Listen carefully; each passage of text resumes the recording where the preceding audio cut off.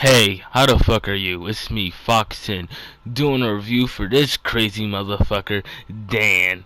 And what's he up against this week? The werewolf, but it's called Wolfman. That's the name of the title. Either way, let's get into it. Alright, so the episode starts off with Dan having a wet dream about some Cuban supermodel coming at his door. He quickly wakes up and finds it disappointing and complains about how he can't wake up from reality. And with that, he goes to his car. Yes, again, his car. And he finds it scratched with 3 scratch marks, and a hairball, paw prints, and shoe prints. And he blames Man Wolf. I guess it's a legal issue with werewolf. Doesn't matter. So, he immediately calls his friend. And they end up doing crazy shit. Oh my god. They do so much crazy shit in this episode. Alright, let me see. Where do I So Dan calls Chris over, and Chris comes over, and Dan explains to him that he's saying it's a wolf man of everything. He said those are made up and it's not real. So he gets Chris to help him on board, but since it's not a full moon, he said, so what are we supposed to do? He says nothing. We wait till full moon. So they go on Halloween. Chris come over there for Halloween night to help Dan find the Wolfman. Dan's already kidnapped a little kid wearing a Wolfman costume. He kidnapped a little kid. Oh man. So after Chris explains to him how he doesn't even have claws, so Dan just realizes, like, fine, we let him go. Then he sees a kid in a Sasquatch costume, chases him down, about to beat up a little kid, and he runs past the cops, and this kid runs for his life. And the cop looks, drinks his coffee, eats his door, and he says, "Oh wait, I'm a cop." Then goes and arrests Dan. So after that, they put him in jail, and Dan says, "This is one of the nicer prisons I've been to." So they get out of jail, and the cop confiscated all this stuff, and Chris got all his stuff. That Dan almost got all his stuff back. He wanted his brass and knuckles back, and the cop said that's illegal here. He got mad, flipped his shit, and then he took the cop's hat, blew his tongue at him, and said, "What you gonna do?" Dude tased him in the head for like a good minute before they left and stuff.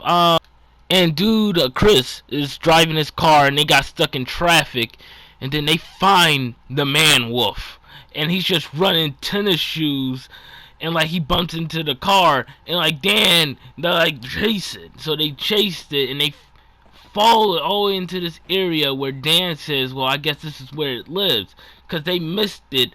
So after that, and the following morning, Dan tells Chris to bring him all the silver. Chris had a silver coin he brings to Dan. Dan makes it into an arrowhead. And once he does that, he said, and his friend brings up a point, where you gonna find a bow? So what they do is they go grave robbing in an ancient Native American burial ground, and like they just digging for their bows. Like, these are foul graves in this episode. Kidnap a kid so far. What more can they do? So after they do that, they the Native Americans resurrect themselves so they can get back what was stolen from them. And what they end up doing is driving away. And then, a month later pass, and he goes to that area, and then you see Man Wolf leaving from a Taco Bell-esque place. And Dan sees it, and he's like, yeah, and like, they actually ran him over, I think. Oh yeah, they definitely ran him over. That's the funniest shit ever. Oh my gosh, I forgot to tell you something. Well, no wait, no I didn't. Yeah, the Wolfman ran away, but see, when they was chasing after them, Chris ran over a bicyclist and crippled him for life. And they did it with a hit and run. So, in this episode so far, we had a hit and run, a kidnapping, abuse of a minor, and grave robbing, and probably disturbing a burial site.